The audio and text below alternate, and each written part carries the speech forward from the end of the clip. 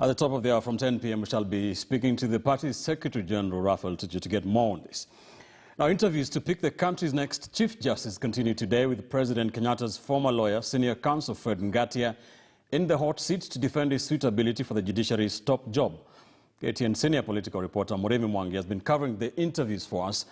And as he reports tonight, Ngatia's relation with the president and his lack of active experience as a sitting judge came into sharp focus as the Judicial Service Commission raised concerns over the public's fears of judicial capture. Boasting 41 years in legal practice, several global accolades and 2 master's degrees, including one in applied philosophy, senior counsel Fred Ngatia was the 7th candidate on the Judicial Service Commission hot seat. Chief Justice before 2010, I would not have been interested. Chief Justice after 2010, I'll be interested. Interested to serve. I emphasize interested to serve. But Ngatia's relation with President Uhuru Kenyatta, who he represented at the Supreme Court in 2013 and twice in 2017 in presidential poll petitions, came into sharp focus.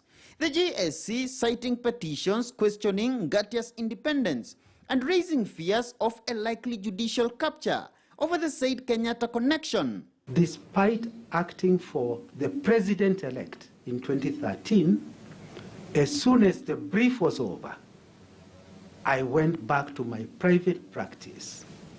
And that relationship of me acting for the president never continued. There's a public out there who feel that if Fred Ngatia is appointed as Chief Justice, he's very close to the House on the Hill, and that will affect his independence. The minute I take my judicial office, my oath of office, it becomes a divorce, the cut of the umbilical cord, between Ngatia, practitioner, and Ngatia, Chief Justice.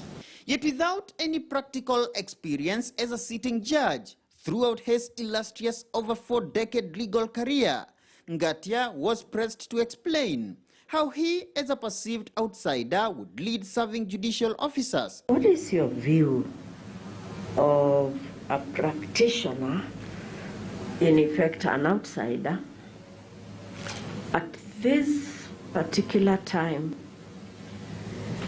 coming to head this very important institution? I prefer you call him a consumer of judicial service. No, definitely not an outsider. I'm as much part of you.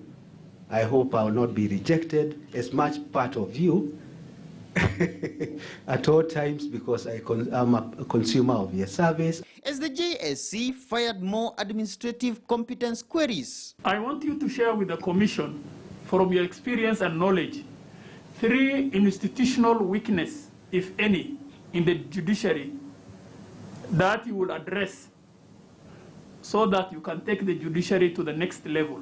Most of us had a mental barrier that ICT cannot work. We have overcome that barrier. We now know ICT can work. All we need to do is add capacity, and we are almost there. And with ICT, with other human skills, human resources, will be more or less on the way to the next level. Exit Ngatia enter Appellate Court President William Ouko as the Maraga succession race enters the home stretch.